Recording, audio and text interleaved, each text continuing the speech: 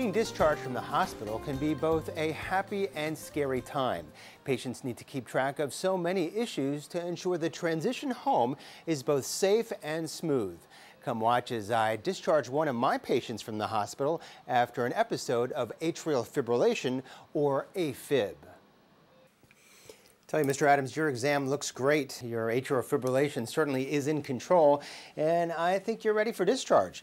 We should transition your care back to your usual doctor at home. Man, I'm pleased to hear that. Well, before you leave, I would like to go over a few things to make sure that you're safe at home and don't wind up back here in the hospital. I certainly wouldn't want that to happen. Me neither. So to keep things organized, I've put together a set of discharge instructions. Has everything that you need to know to prepare you for discharge.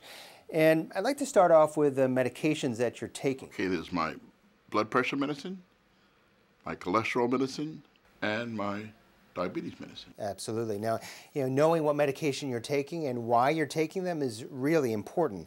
And as you can see, I've listed them all here in your instructions with the dosage and the schedule.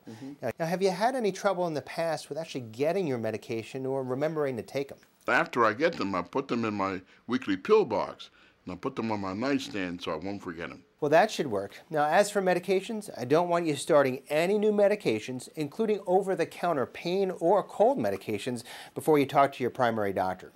Okay. And as for calling your doctor, if you start having symptoms of atrial fibrillation, such as fluttering in the chest and palpitations, shortness of breath or dizziness, give them a call.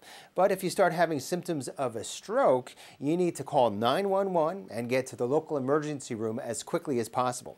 Now, symptoms of a stroke include a new drooping of the face, a weakness of an arm or a leg, or trouble with speech, such as slurred speech. Oh, that's a lot to remember. No, I'm sure you can handle it. But listen, if you do get home and you have some questions, who are you going to call? I call you? Well, absolutely. If it's about anything that happened here during the hospitalization or any aspects of your discharge instructions or paperwork, absolutely call me. Otherwise, call your usual doctor, all right? Doctor, thank you for your effort. Now I know what to do to stay healthy. The discharge from the hospital is an important event. If you have any questions at all about your instructions or plan, please remember to speak up and ask. It's one of the most important things you can do to ensure a safe transition home. I'm Dr. Duran Schneider, and this has been another tip to help you live a healthier life.